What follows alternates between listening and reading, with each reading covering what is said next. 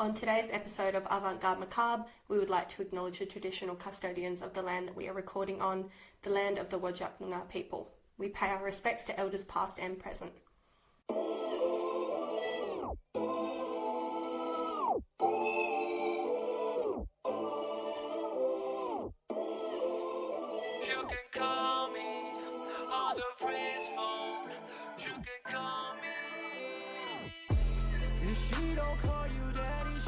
Hello everyone, welcome back to Avant-Garde Macabre. It's Lily. And it's me, Bridget. How you going? Today we are discussing our queen, Miss Amanda Bynes. Miss Amanda Laura Bynes. I love her so much. So do I. And this episode is going to be really hard to listen to. It was really hard to research. I feel sick, basically. Yeah, I don't know what to say. So do I. And I think we just remember Amanda now as like her crazy downward spiral. Yes. When really there's so many awful events that led to her eventual decline, I suppose. Yeah. So, it goes without saying that this is going to be a big trigger warning heavy episode. We've got grooming, we've got mental health issues, drug use, pedophilia, even some gender dysphoria, and...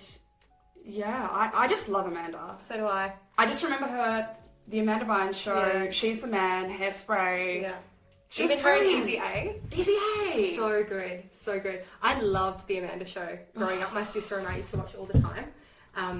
But yeah, she was fucking brilliant. She was a comedic genius from the age of like 7 or something like that. Just fucking brilliant. Yeah, and I think people forget that she had what it takes. The way I look at her, I see her as... like a Meryl Streep. Actually, no, not even. Like a Lucille Ball, like a real comedic, Yes. like slapstick, funny comedic queen. Yeah, very similar to, bit of a rogue reference, but like Kristen Wiig. Yeah. Like her comedic timing Yes. and just how brilliant she was at ad-libbing as well. Yes. Yeah. And unfortunately, she didn't quite reach that. Yeah, and we will unpack the Dan Schneider situation and how that contributed to, I guess, her mental health issues and what she went through. It's really fucking sad. Yeah, it's a lot. Yeah, this is going to be a heavy episode, unfortunately, so just prepare yourselves. Mm-hmm.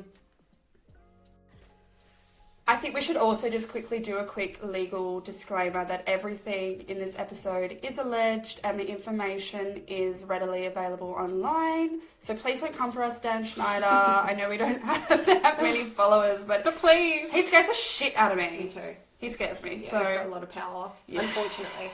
So please don't come for us. We're just little girls. yeah, please leave us alone, Dan Schneider. We will show you foot pics Yeah. if it comes down to that. I have a very bad pedicure, but I'll still... Me too. Yeah, I'll still send Well, I it this have way. foot fungus, so some of my toenails have fallen off. It's so Foul. grim. Brittany. Fuck. As we are recording this today, it has come out that she is getting divorced from that. Fucking rogue husband. Ugh. The weirdest Sam marriage Asghari. ever. So odd. So, I'm not surprised at all. none of us are. I'm surprised it didn't absolutely happen no one. The thing about her and him is, I look at that relationship and it reminds me of girls that you know or you like grew up with. Like even me and you, we've been friends for like 20 years. Yeah. When your friend starts dating like a really off guy and you can put your finger on it that he's a bit questionable, but they can't see it, and it's very much... I just always had this bad feeling about him. Yeah. Like I would look at him and I'd just be like, no. It doesn't make sense. He's this perfect little Ken doll looking thing, and he's just he's really prominent on the internet with all of his sponsored ads and shit. Like he's like an influencer. Yes, he is. And all of their photos together seem staged. Very and staged. she just still seems to be in this horrible mindset, and he's fucking happy and gallivanting around the world and getting all these sponsorship deals, and it just seems like she was a cash pick for him. Oh, for sure. Yeah, a huge cash pick. Sure. But it'll be really interesting to see what actually happens with the divorce. Like if he gets any settlement money. he's seeking spousal support. So he's doesn't after. need it. Oh, what the fuck? Like, get a job. Also, leave Brittany alone. Leave Brittany the fuck alone. So much. She's been through more than anyone deserves to go through in an entire lifetime, and she's gone through it in hers. It's It's painful, and it's just I have no words Nor do how I. painful it is. Nor do I. And has she addressed it? Well, she said she was like buying a new horse or something. Like, she's an icon. She's just like, yeah, I'm buying a new horse. But and then I look at her Instagram and I'm like, do you need help? Like, is it? Yeah. I know the conservatorship isn't still a thing, but I feel is like it it still is. a thing? Oh, come on. Like, I think so. It just doesn't make any sense. She's a grown woman and she's still taking videos in that one spot in her living room in the same bikini. It's like, what is happening to her? Well, there's rumours online that that's like all AI. I know! I don't know. I just wish her all the best. I love her so much. And I can't wait for a fucking tell-all book. I don't know if it's going to be readable. Yeah. She might need a ghostwriter, but Yes. Brittany, we are fucking rooting for you. Oh, always. 100% and always will be. I wish her all the best. We love you, Brittany. No, fuck you, Sam. Fuck you, Sam, you piece of shit. Ugly dog. He reminds me of like a Jersey Shore character. He kind of does. Just like a real... He just doesn't look like a real man. No. He just looks like an AI-generated fucking He looks like the robot. inventor of like someone at Barbie was like, let's do like a Ken, like a weird... Yeah, the jawline, the teeth. It's all a bit much. It's I never all trust a a bit man much. with fucking veneers. No. Never Just trust big him. ass fucking horse veneers. Yeah, like Hilary Duff. Anyway, let's dive straight into Amanda. Alright. Let's do this. Okay. Buckle up. Alright, so let's do it. Amanda Laura Bynes was born on April the 3rd, making her an Aries queen. She has Aries energy. Just like me. Just like Brie. In 1986, making her 37 years old currently. She was born and grew up in California, the youngest of parents Lynn and Rick Bynes. Her mother Lynn was a dental assistant and her father was a dentist. Amanda's father is Irish, Lithuanian and Polish, and her mother is Polish, Russian and Romanian. Her mother Lynn was Jewish, but Amanda states she was raised both Jewish and Catholic. Amanda got her comedic talent, from her dad Rick, who, despite being a dentist, tried his best at stand-up comedy, but actually failed. There was clearly only one star Yeah. in that family. Sorry, Rick. It was Miss Amanda. It was Miss Amanda. So growing up, Amanda loved fashion and doing celebrity impersonations. She was always super funny. At age 7, Amanda got her first agent and began acting. There are actually videos of her doing stand-up comedy at age 10, and she is fucking She's so funny. hilarious. Yes, so funny. So fucking funny. Her father signed her up to a kids' comedy camp, age 10, where she performed in front of Richard Pryor. At this camp, she was discovered by Brian Robbins and Dan Schneider, which we will go into at the end. So Amanda has actually kind of been seen as the SNL for children. Like, Yes. if you haven't watched the Amanda show, even just watch a couple YouTube videos on it because she's so funny. Brilliant. Yeah, I think it's actually like she's not recognised for how funny she was from such a young age. No. So from 1996 to the year 2000, she became a regular on All That, which was a Saturday Night Live style series for kids. She became one of the most popular regulars on the show, and this culminated into her own spin-off show. The Amanda Bynes show ran from 1999 to 2002.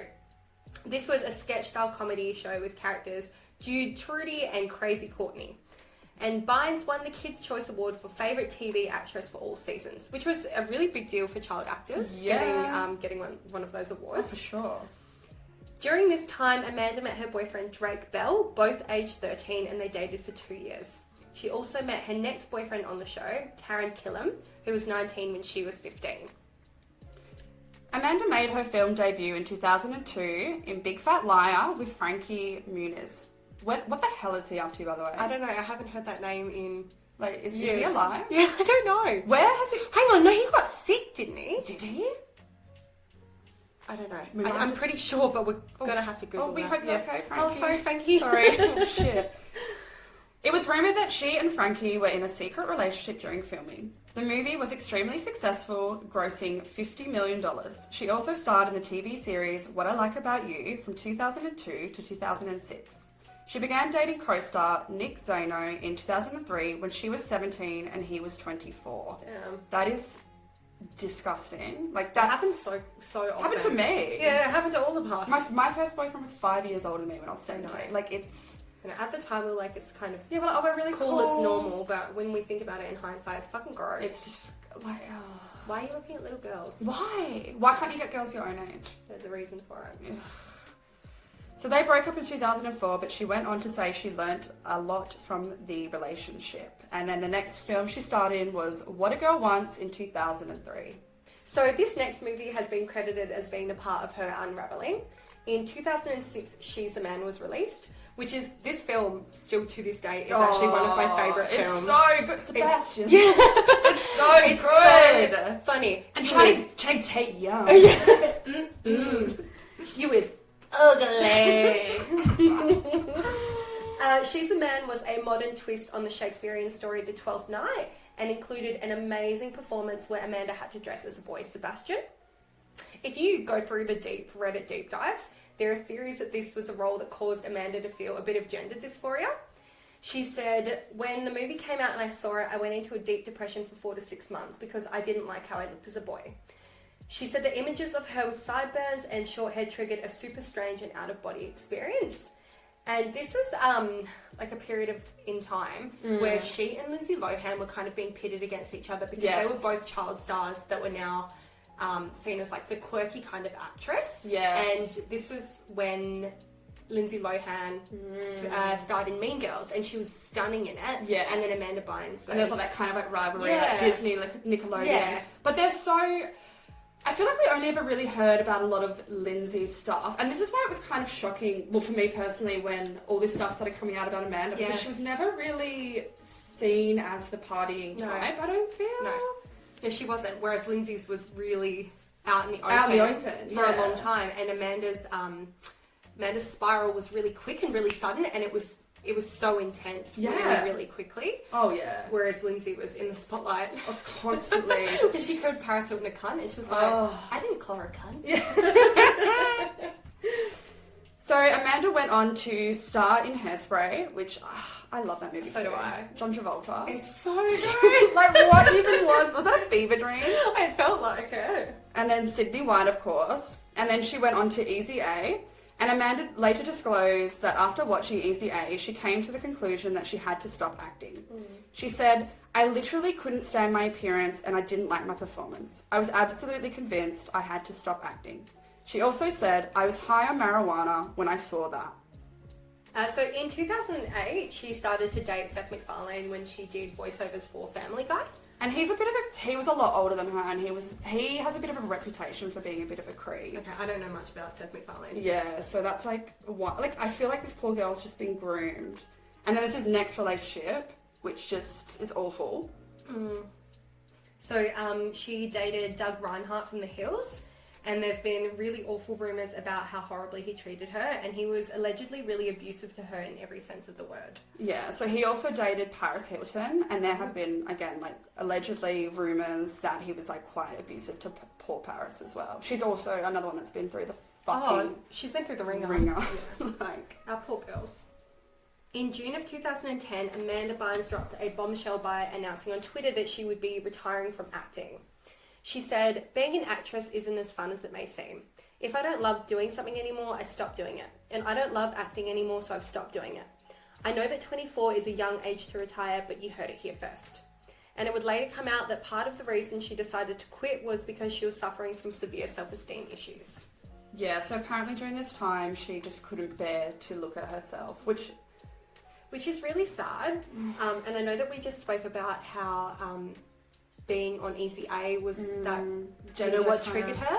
But you can even see in the film that she looks different. Well, yeah. Yeah, like she just looks different to what she used to. And I think that she seemed a lot different. So I can only imagine how hard that was. That must have been for her just being in the spotlight. And I think that gender dysphoria point could actually be, well, because she's saying she doesn't like how she looked in that film. I mean, like, I don't want to speak on the trans experience, but I do have trans friends that have, like, explained to me how it does feel, and it very much like you're trapped and you don't recognise what, you know. And filming a movie, you're in for a year. You're in boy drag for a year.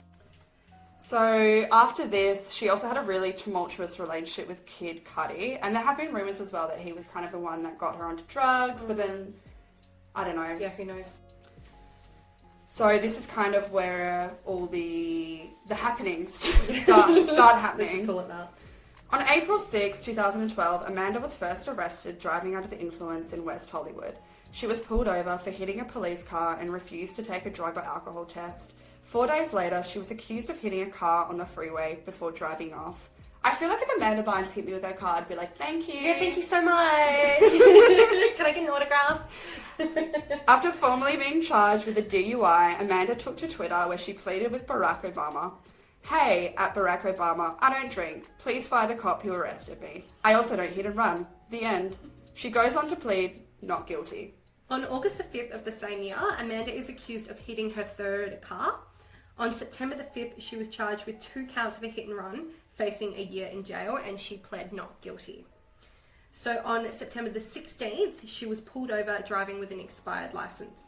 The next day, Lindsay Lohan tweets, "Why did I get put in jail and a Nickelodeon star has no punishment so far? These are the moments that I appreciate my life experiences, living without regrets, and Disney for supporting me as an actress." Oh, come off it, Lindsay. I know. Like, I love Lindsay, So do but I. why are you pitting this woman who's, like, clearly very vulnerable? And having some mental health issues as well. Yeah. We don't need to have a war about this. It's not a you against her thing. It's two completely... It's almost like internalized misogyny, like her kind of... But also, like, it's like you just said, they did have this competition. Yeah. So, Lindsay, please. Lindsay. So on September the 20th, Amanda reveals to People magazine that she doesn't drink and is choosing to move to New York to start a fashion line. The article also stated that an observer saw Bynes at the gym exhibiting really odd behaviour. She was allegedly seen taking her top off and leaving the class after spending 10 minutes doing her makeup. Apparently she pulled out a full makeup... Yeah, full makeup. Like a full makeup bag, and was doing her lipstick and her foundation, writing an elliptical. Oh, babe. I know, poor darling. Poor darling. The day after this, TMZ reports that Amanda had been dropped by her lawyer, agent and publicist after years of being a dream client. On November 12, she claims she is suing In Touch magazine for printing lies about her. She says, "I'm 26, a millionaire, and retired." Early 2013, Amanda starts posting on a Tumblr account and debuts her new cheek piercings.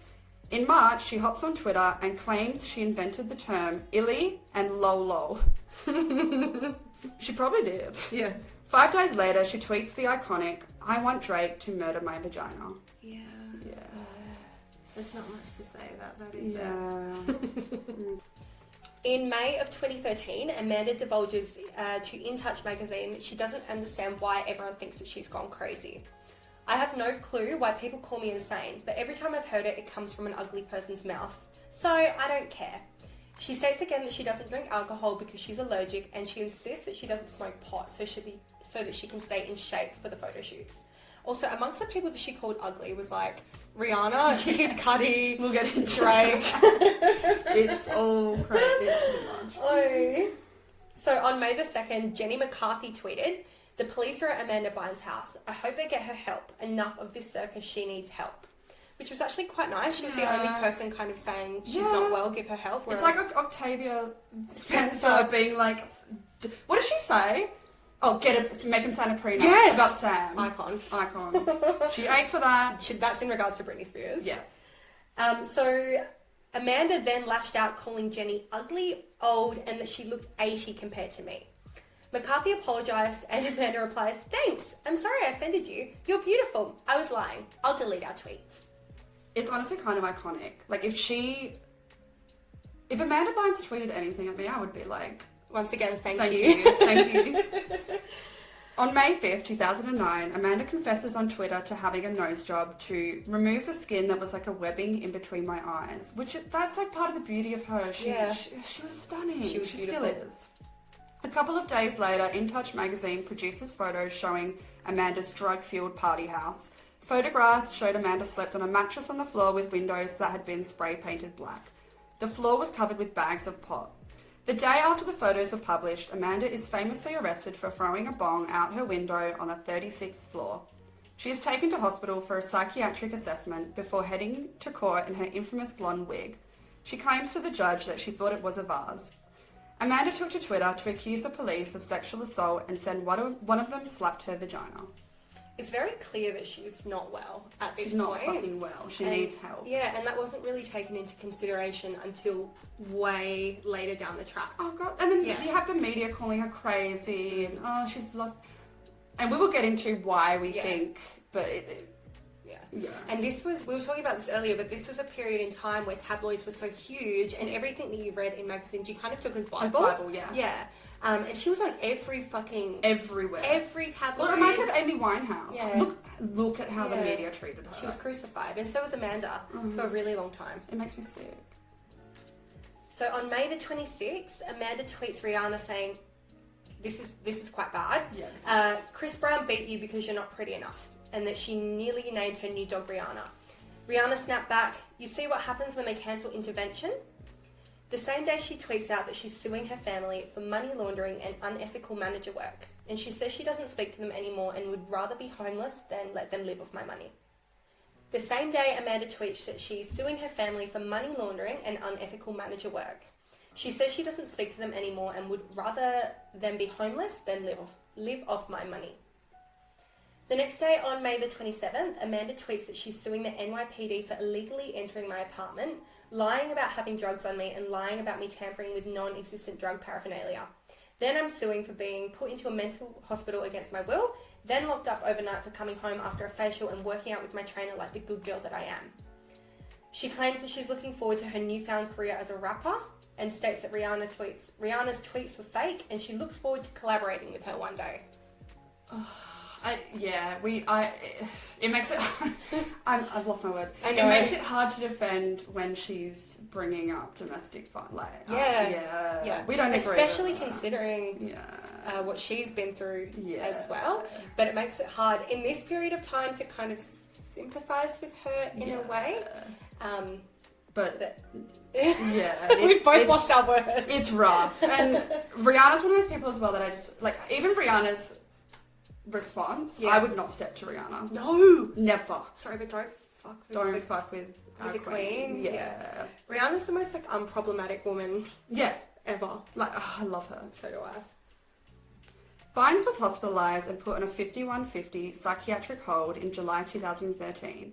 She allegedly started a fire in an elderly woman's driveway. In October 2014, she was once again placed in a psychiatric hold after a series of tweets.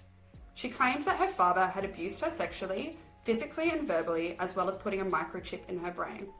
Again, we don't know if that statement is true or not, but some people say this was kind of her way of confessing that her dad had allowed her to be abused by Dan Schneider, because, and we'll talk about it later, but she does go on to refer to him as her second dad. So, in August 2013, her mother Lynn was granted a temporary conservatorship. This was turned into a permanent conservatorship in October 2013. The judge ruled that she poses a substantial risk to herself, to others, and to property. The court documents revealed that she had been going on spending sprees, as well as giving random people Cartier jewellery. So she's earned $1.4 million in a few months. So that's an insane amount of money. That is more than we will ever see. Yeah, I know. So it was... we think of conservatorships now as being a really bad thing because of what we know with Britney. But in this period of time, it was probably a necessary thing for her. Yeah, so somewhat. That she didn't... Yeah. I feel like her parents abused it. Oh, absolutely. Well, they did because she was on the conservatorship for way too long. Yeah. But it should have been a few weeks, like maybe a month.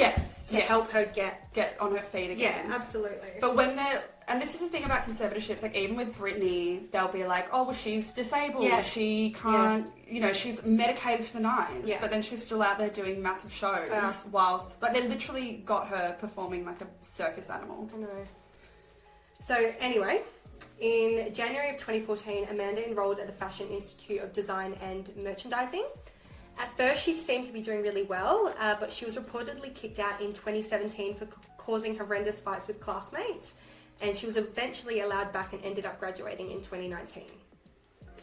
After a couple years of being relatively low-key, Amanda appeared on the cover of Paper magazine in November of 2018. She opened up about her experience with drug use, saying that she had been using marijuana at age 16, and she also stated that she used cocaine 3 times, which is really giving Lindsay Lohan in the Oprah interview. On the set of Hairspray, she began to use Adderall after discovering that it can keep you thin. She would visit a psychiatrist and fake ADHD symptoms to obtain the drugs. However, there is speculation that Amanda was encouraged to start taking Adderall during the filming of All That, which was a child. Yeah, that was her first ever gig. Yeah. In regards to her Twitter escapade, she said, "I'm really ashamed and embarrassed with all the things that I've said. I can't turn back time, but if I could, I would." That's really sad. Yeah. And I think the thing with abusing those drugs, like even when you look at Amanda, you could look at her and be like, that's someone that has ADHD, because I have ADHD. Yeah. And also the fact that she was smoking a lot of weed as well, like very publicly, publicly smoking a lot of weed. Also, psychosis. Yeah, also probably doing a lot of other drugs. And she did do cocaine 3 times, so that might have contributed to her. Yeah. But yeah, very easy to abuse and then go down that. Oh, it's so easy to abuse. Yeah. Okay, so now we are getting into, I guess, like a bit of a theory about where her problems kind of stem from. So this, again, quite triggering. We're getting into the whole Dan Schneider side of things. So this is very alleged, by the way. So Dan was apparently running like a full-blown secret like pedophile ring in Hollywood. So he would do these casting calls for kids to come and audition, and they would run these camps where the kids would either come and stay, and there'd be all these like male executives and producers like trying to find the next big thing. Yeah.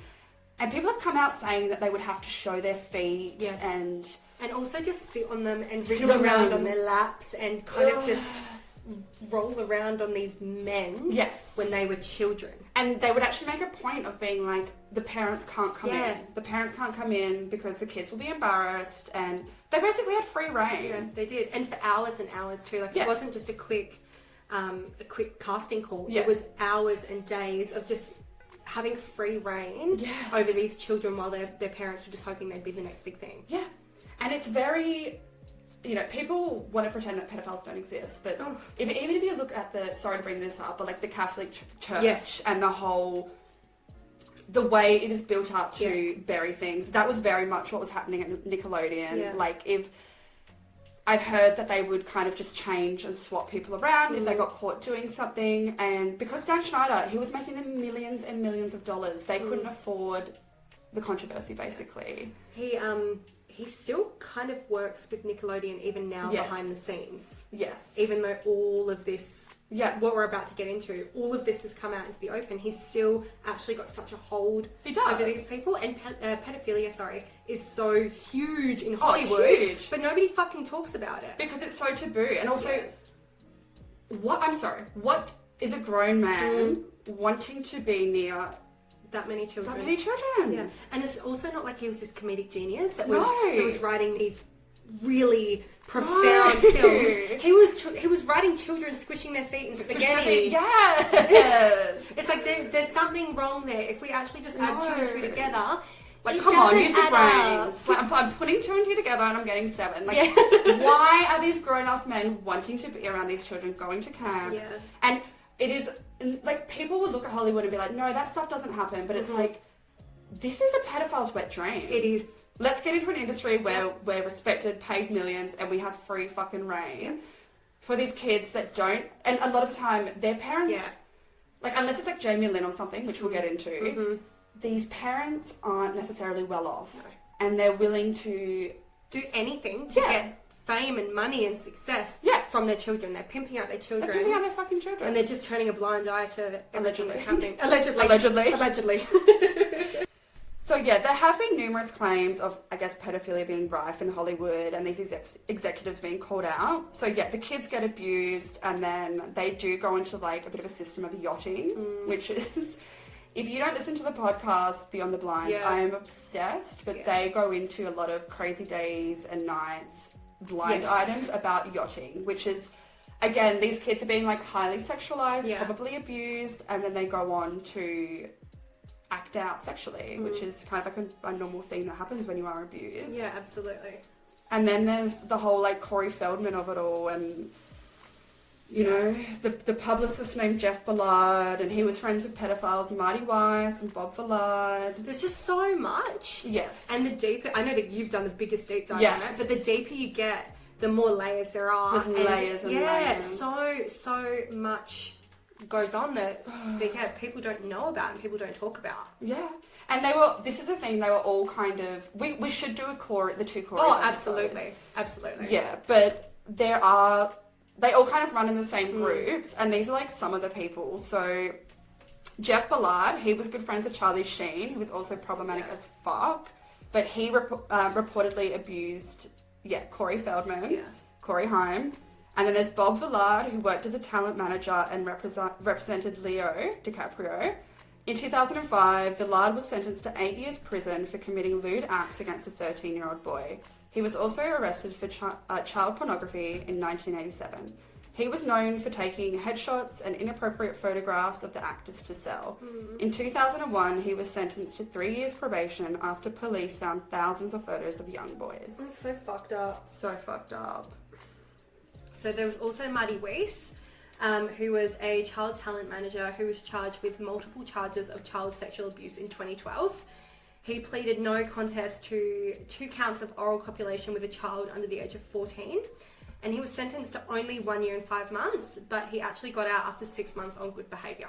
Makes me sick. Me too, and these names pop up so many times. They do! Yeah, and not just with like a couple select children and people. Yeah. They pop up constantly. It's well, like when there's smoke, there's fucking fire. Yeah, absolutely. And there's a fucking There's a fire. fucking fire going on. Fucking fire. And then there's also Lou Pearlman, he managed the Backstreet Boys. Yeah. And then there's a whole Aaron Carter, Nick Carter situation. Same sort of pattern. deal. Yeah. And then we have Brian Peck. So he actually worked for Nickelodeon. He served 16 months in prison for sexually abusing a Nickelodeon child actor. He is still working with children as an acting coach and worked on Disney series after this. Peck was originally charged with 11 counts, including lewd act upon a child, sodomy of a person under 16, attempted sodomy of a person under 16, sexual penetration by foreign object, 4 counts of oral copulation of a person under 16, oral copulation by anesthesia or controlled substance, sending harmful matter, and using a minor for sex acts. And to think he only got 16 months as well. People get more for... Yeah, for fucking stealing a car. It's like, this isn't enough for ruining this many children's lives. Ruining them. So there was also Bryan Singer, who was a filmmaker who was accused back in 1997 of sexual misconduct with 3 underage boys, and charges were dismissed and it was settled out of court. In 2014, he was accused again of drugging and raping actor Michael Egan, and this charge was also dismissed. Another man then came forward who claimed that Bryan and producer Gary Goddard met an underage boy for sex, and once again the charges were dismissed. So author Bret Easton Ellis claimed that his partner had attended underage sex parties hosted by Singer and another director named Roland Emmerich. In 2017, another man came forward claiming that Singer had raped him at age 17. A $150,000 settlement was reached, which isn't nearly enough. No. It's not nearly enough for a lifetime. What's that going to cover, like 3 years worth of therapy? Yeah, like, basically. What? So then in 2019, 4 more men came forward with allegations. And it's like, these are people that have come forward. Imagine the people that haven't come forward. And the people that have been paid off. Yes. Oh, so many. It's like Jeanette McCurdy. She was offered like an extortionate amount of money to not tell her story, and she turned it down, but it was a huge amount of money. Yeah. Huge. And that's the thing, like, when you are abused or whatever, sometimes it's like, do you want to be dragged through the courts? Yeah. Do you want to go through all that trauma? Yeah. And it's like, people not believe you. And have people not believe you, and I almost feel like I would give me $1 million, I'll go try and live a semi-normal life with my check. So in 2018, Nickelodeon released a statement saying that they had cut ties with Dan Schneider. Following many conversations together about next directions and future opportunities, Nickelodeon and longtime creative partner Dan Schneider, Schneider's Bakery, have agreed not to extend the current deal.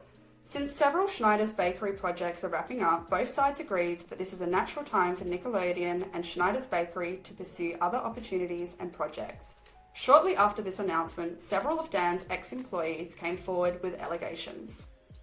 So in regards to that, I was reading something that said, Nickelodeon put out this statement, but like days later, weeks later, Dan Schneider was still seen on the sets of Nickelodeon. So it's like, they didn't actually... They have to save face, though. Yeah, exactly right. And that's all they were doing was saving face. They didn't give a fuck. No. He made them millions. Of dollars. And he single-handedly pretty much put Nickelodeon on the map. Oh, he did. Yeah. But it's like you were saying, like, it's not like he's, like, again, Quentin Tarantino, massive piece of shit. Huge. But there's no denying he makes a Incredible. fucking good movie. Yeah. And it's like Dan Schneider made iCarly. Yeah. And he's not out here making Victorious. fucking Gone with the Wind. Or, like, you know what I mean? Like, he's a very easy person to, like, cancel or replace. I'm sorry, we can all kind of write something that doesn't involve, again, children feet going squishing in spaghetti. Yeah, and making potatoes. Making potatoes do come, essentially. Yeah, it's all too much.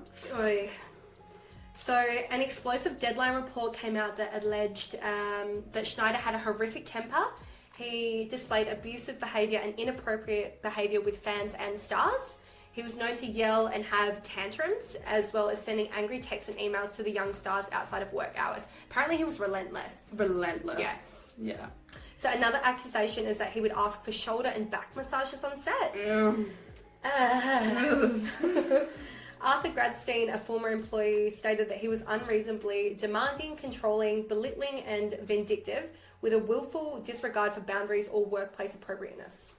And I think he also did this thing where he would tweet out to fans to send in photos of their feet. Yeah, and then respond to the feet pics being like, awesome, send me another on the one. Nickelodeon account. Like, come on, people. And we didn't think anything of it. Everyone's just like, whatever. I don't think we've stated he had a massive foot fetish. Massive. If we haven't stated that already. It was, like, even the Nickelodeon symbol. Worse than Quentin Tarantino. No, like... But, yeah, even the Nickelodeon symbol had had a foot. foot. Like, come on, people. Why did we not think of, like, why did we not know. add two and two together? The tweets though, like, why as a grown man are you wanting to see children's feet? Make it make fucking sense. It's so wrong. In August 2022, an insider report claimed that reports of alleged misconduct towards women on set span back decades. There have been tons of allegations that Nickelodeon actively protected him and covered up these incidents. Surprise, surprise. Writers from his shows claim that they often felt uncomfortable by how much he sexualized the child actors. He would push for them to wear revealing clothes and say dialogue with weird sexual undertones. Yeah. Again, the potato. Yeah. So, if you don't know about the potato, Ariana Grande used to star on Victorious, and apparently he preferred her over the other female actresses. And there was one scene on one of the episodes where she was holding a potato and talking in this little baby voice, wondering if a potato could make water if you squeezed it hard enough. And there's this really... It's really sexual. Yeah. There's footage of her, like, laying with her head off the back of the bed, like, squeezing the potato into her mouth. And as children, we were like, that's funny, she's silly. You're but like, a grown man wrote that. No, it's all so A wrong. grown-ass man wrote that. And, I mean, I don't like Ari. Like, No. I can No. somewhat be like, okay, yeah, she can fucking sing. But she also hasn't Spoken up. No. And she'll actively, I think... Jeanette McCurdy has a big issue with her because she'll still support Dan Schneider. I think there was photos of her like at an awards ceremony that Jeanette kind of tried to boycott. So, I mean, but then again, it's like, who can say, like, did he do something? I don't know. We don't know. I don't know, because she's never said anything. No, and Yeah, now that I'm thinking about it, I've never actually read anything to do with Ariana and Dan Schneider. Exactly. So who fucking knows? So, former Zoe 101 star Alexa Nicholas alleged that Schneider would ask to be present at all of her wardrobe fittings and would request Polaroids. She was 12 years old at the time. Jeanette McCurdy has also spoke publicly about the abuse she faced at the hands of Dan. He would often scream in her face, give her unwanted shoulder rubs, and would pressure her to drink underage. She alleged that they, like you said, offered her the $300,000 to remain silent. Which is huge for a teenager. Yes. It's massive. But also, like, but it's also not enough. Raise the money. Like, that girl, she wrote a really good book, and I reckon she'd be getting millions from that. 100%. And good for fucking her. Agreed. I really like her. So do I. I think she's very... The book is amazing. If you haven't read it, go read it. I'm it glad my exposes mum a lot. died. Yeah. Yeah. Her mum was a fucking piece of shit too. Fucking work. I really like her. And So I wish her all the best. Like, Me too. she's a good one. She is. Good egg. So other strange things that have since been looked back on in hindsight. So one questionable scene involved a young Jamie Lynn Spears being squirted in the face with goo. There have also been rumours circulating for years that Dan is the secret father of Jamie Lynn's daughter. I'm sorry, okay. I was just going to say I don't give in to conspiracies, but I totally do. Like, I love a tinfoil hat moment. But if you look at photos of her daughter, and I'm just saying... There's some fishy going on here. And that pregnancy was really very kind of hidden as well.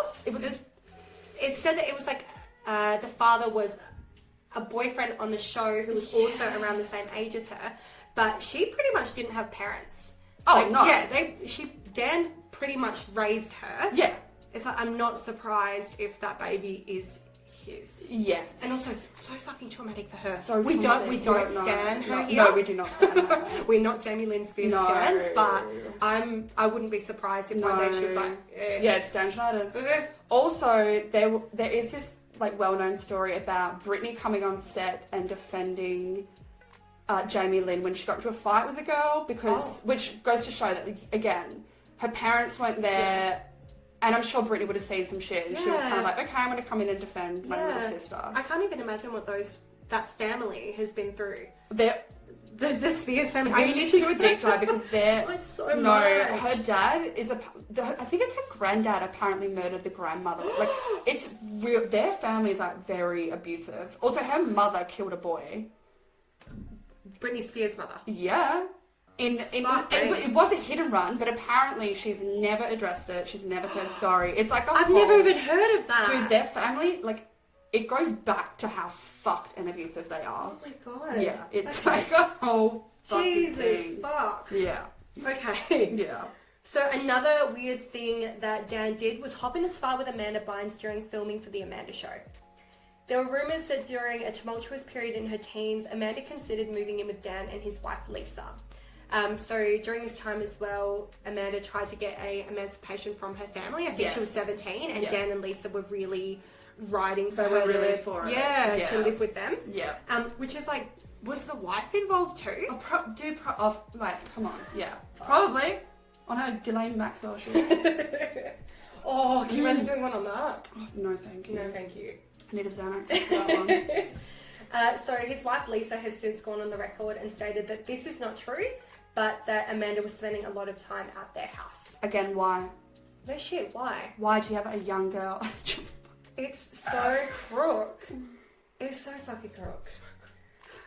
So there's a blind item website called Crazy Days and Nights ran by an NT lawyer.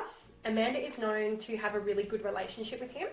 And in 2018, Amanda wrote an open letter to the readers of the site that was coded, "Last night, after the news broke about a certain producer, an actress you all know, knows the producer as well as anyone, sent me this." So this is quite long.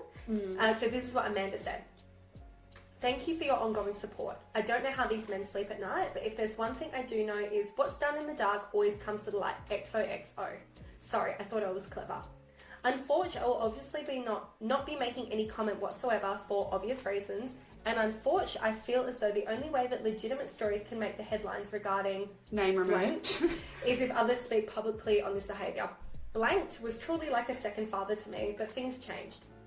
After the second incident, I don't know if I'll ever be able to have children or have the family of my dreams. People have been picking this scab for years. I just won't be the one to rip it off." That's a lot. Yeah. And in the original tweet as well, there was certain letters that were... That spelled out Dan did it. Yeah, Dan did it. And Jeanette also did that video where she's like, "Look what you've done to me, Dan Schneider." Yeah. It's like, come on, bring this fucker down. Like, can we just put two and two together? And that was like a real cry for help. And she does have a really good relationship with that website. So I do believe that's her. Even the spelling and stuff. Like, even the XOXO, the unforged. Yeah. Like, literally spell unforged. It's totally her. And then there was the whole relationship with Paul Michael and the face tattoo. I don't think they're together. No. Anymore. And that they had, like, I think she was trying to start off like a music career. And then I'm sorry, she had this song called Diamonds, and I actually fucking I live for it. I don't think I've ever heard it. No, it is actually. Or she has this other one called Fairfax. It's like Fairfax, Fuchsia. Like, I'm sorry. Anything she does, I live for. I know, me too. But her music, I was like, damn, it's Can we have a bop after this? yeah. So that is the cursed tale of poor Amanda Bynes and a bit about the fucking arsehole Dan Schneider. What do you think? How do you feel after all that? It was a lot. I feel sick. I feel like it all makes sense. And you see it so often with all these child stars. Yeah. Like, people will say, you know, oh, it's the child star curse. And it's like, we as a society need to actually start unpacking this and being like, okay, clearly there's a pattern of behaviour. These kids get essentially pimped out by their parents, they get abused, and they're also living this wild lifestyle from a really young age with money and unlimited access to drugs, booze, fucking...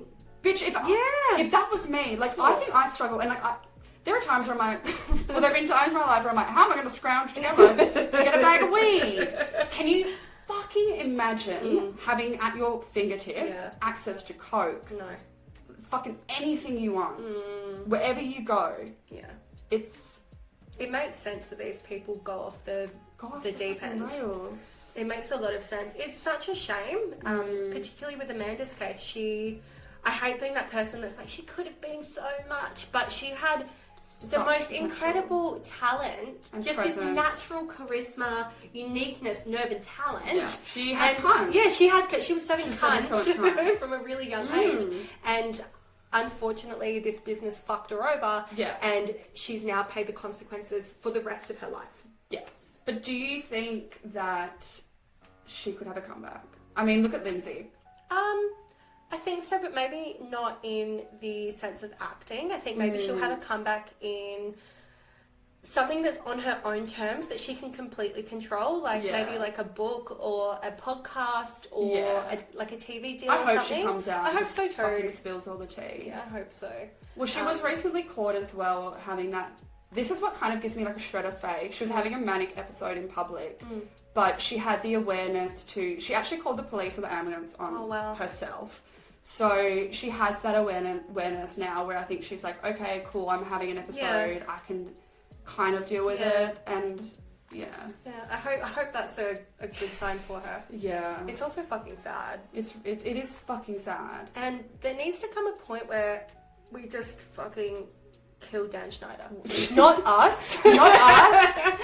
Not us, but like somebody. Yeah, like he just needs to be. Well, Robert Downey Jr. Down. Did he? I know. Robert fucking Downey Jr. came forward and he said, what was he face out when he said it? Was again? It might have been on one of the blogs. It was on one of the blogs. Yeah. So when he called Dan Schneider out. Yeah, he called out Dan Schneider and he was like, he's the creepiest, worst man I've ever met. And it's like, I need Nick Cannon. I need all like everyone that was.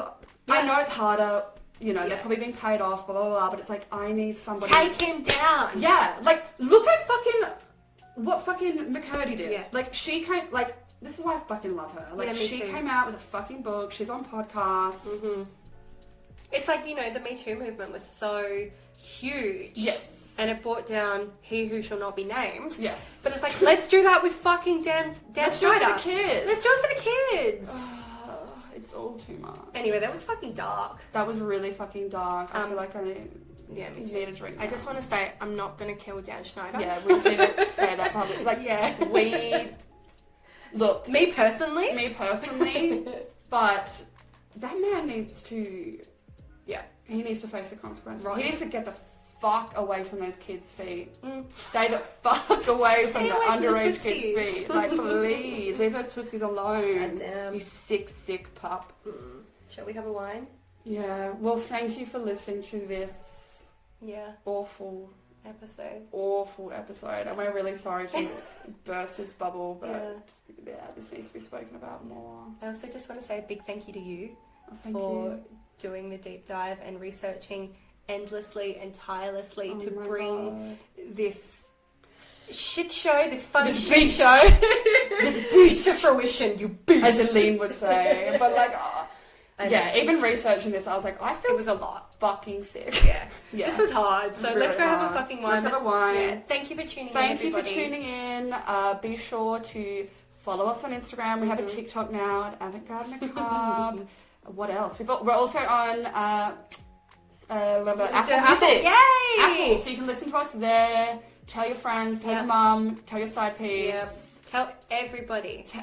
Just don't tell fucking Dan Schneider. Please don't tell Dan Schneider.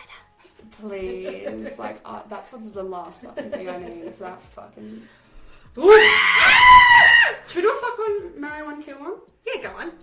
Kelsey requested it. Oh, okay, cool. Let's do a fuck one, kill one, marry one. Okay, so fuck one, kill one, marry one. Who's going first? You go. Okay.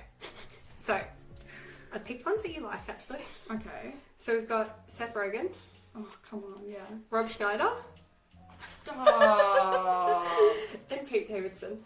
Okay. I'm 110% killing Pete Davidson. You and I have a secret affinity for him. I do, and I don't. Like, if I was in a room alone with him, like, I can't say I wouldn't fuck Pete Davidson, but after he dated Kim, I was like, you're fucking lame. Yeah. Like, he was dating Cassie David, like Larry David's fucking daughter, and then goes on to date fucking Kim Kardashian. I was like, no. So I'm gonna have to kill him for that. Okay, bye. Bye. But that big old dick. Oh. Big old swanky dick. I just know he has a big, thick thing. Oh, I have to marry Rob Schneider. Yeah. I love him. I know. So much. Same. You think you're so cool because I can pee. April. And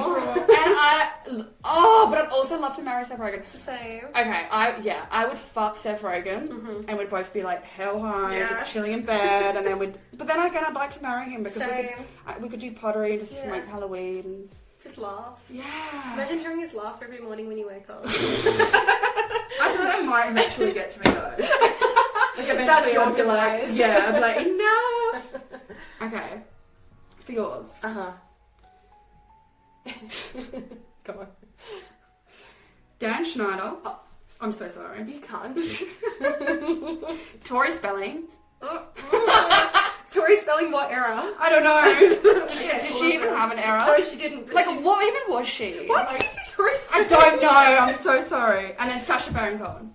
Ooh. I'm gonna marry Sacha. Yeah. Because he's insufferable, but he's also fucking hilarious. No, I love him. And so hot. So hot. Like, I find, like, not that he's ugly, but I find him so attractive. He's so gorgeous. So attractive. I'm gonna fuck Tori Spelling for the plot. Why not? And then Dan Schneider, right in hell. Now you do get your happy ending of killing Dan Schneider. My happy ending. Okay, that is all for now, folks. Okay, goodbye. Goodbye. Boys and cheats and liars, they're such a big disgrace. They will tell you anything to get to second baseball. Baseball, he thinks he's gonna score. If you let him go all the way, then you are a whore. Country Studies Congress.